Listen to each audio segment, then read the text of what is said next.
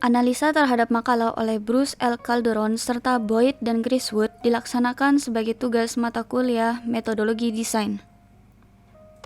Sebelum masuk ke analisa itu sendiri, ada baiknya memahami apa itu metodologi desain.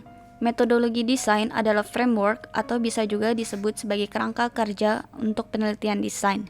Sebagai contoh umum, suatu karya tulis pasti memiliki kerangka agar tidak ngelantur maupun membingungkan saat dibaca.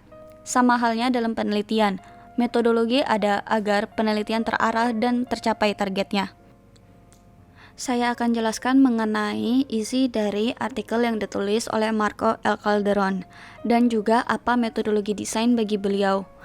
Metodologi desain bagi beliau dalam penelitian yang dilaksanakan ini dilakukan berdasarkan dari 4 tahap, yaitu Research Clarification, Descriptive Study 1, Descriptive Study, dan Descriptive Study 2, atau disebut pula sebagai DRM, yang dikemukakan oleh Blessing dan Chakrabarty. Metodologi DRM atau Design Research Methodology dapat diuraikan sebagai berikut, yaitu Research Clarification, tahap pemahaman dan tujuan penelitian secara keseluruhan, mengembangkan rencana penelitian, dan memberi fokus ke tahapan selanjutnya. Descriptive Study 1, tahap peningkatan pemahaman tentang desain dan faktor pengaruh keberhasilannya dengan mengobservasi fenomena desain untuk memberitahu pengembangan dukungan berupa sarana, bantuan, dan lainnya. Prescriptive Study, yaitu tahap pengembangan support dan bentuk sistematis dengan memperlihatkan hasil dari Descriptive Study 1. Dan kemudian Descriptive Study 2, evaluasi kegunaan dan penerapan dukungan aktual dan kegunaannya.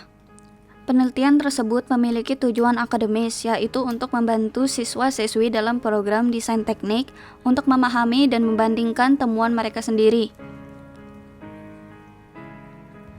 Selain tujuan akademis yang telah disebutkan, ada pula tujuan berupa membangun dan mendemonstrasikan model dan teori dari fenomena desain.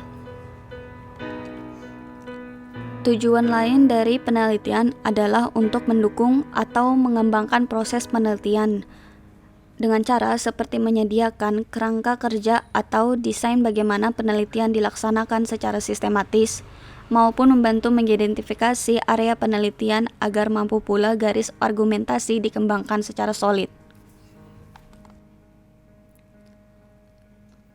Artikel kedua yang telah diberikan merupakan review terhadap disertasi Bruce L. Archer pada 1968. Tidak hanya review, Stephen Boyd Davis dan Simon Griswold memperhatikan juga latar belakang dari pembuatan disertasi tersebut dan apa saja yang dapat mempengaruhi terbentuknya buah pikir yang dituliskan dalam disertasi oleh Archer. Analisa yang dilakukan oleh Boyd dan Griswold merupakan bahwa Archer memiliki ambisi untuk mencapai science of design yang terinspirasi oleh pendekatan yang algoritmik, namun sedikit demi sedikit mulai goyah akibat dari perkembangannya pengalamannya dengan desain. Pertama-tama, pada dua makalah tersebut terdapat perbedaan berupa jenisnya. Makalah Marco L. Calderon meneliti mengenai kerangka metode desain itu sendiri, sedangkan milik Boyd dan Griswold adalah review terhadap disertasi yang ditulis oleh Bruce L. Archer pada 1968. Dapat pula dilihat bahwa makalah Boyd dan Griswold adalah penerapan dari makalah yang telah ditulis oleh Marco L. Calderon. Keduanya melihat desain secara kualitatif karena tidak ada data berbentuk nomor baku. Perbedaannya yaitu metodologi Archer menekankan pada memperbaiki desain sesuai kebutuhan desain kreatif yang telah ada, bukan untuk menentang. Menurut Boyd dan Griswold,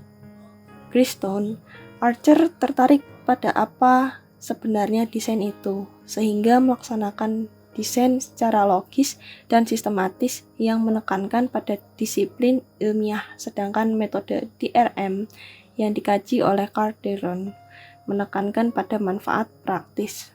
perlunya desain kreatif dan rekayasa, dan perlunya ketelitian dalam praktik industri. Yang kedua, metodologi DRM mengharuskan seorang untuk fleksibel dan oportunistik, mengejar jalan yang menjanjikan dan tidak terduga yang dapat mengarah pada solusi yang baru.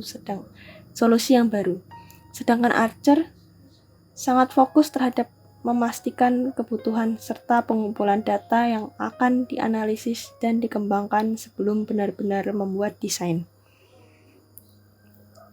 Yang ketiga, Calderon menekankan pada manfaat secara akademis siswa-siswi dari kurikulum desain, sedangkan berdasarkan review yang dilakukan oleh Boyne dan Christone, Archer memiliki ketertarikan terhadap metodologi desain industri. Sedangkan untuk persamaannya yaitu menggunakan persamaan dari kedua makalah tersebut antara Archer dan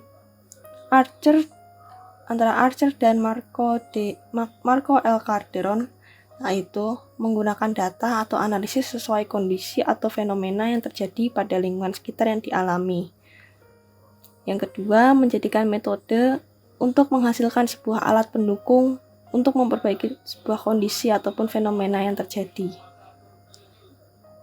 3. Diperlukan perencanaan proyek peneliti dengan ilmiah dan mengevaluasinya dengan berbagai kriteria. Keempat, keduanya sepakat untuk mendukung terciptanya penemuan yang efektif, kreatif, dan sistematis, dan efisien untuk mendukung. Sampai di situ saja presentasi dari kelompok 2 ini dan juga pemaparan kami mengenai analisa serta diskusi yang telah kami lakukan terhadap 2 makalah yang telah diberikan oleh dosen metodologi desain kami. Kurang lebih mohon maaf. Wassalamualaikum warahmatullahi wabarakatuh.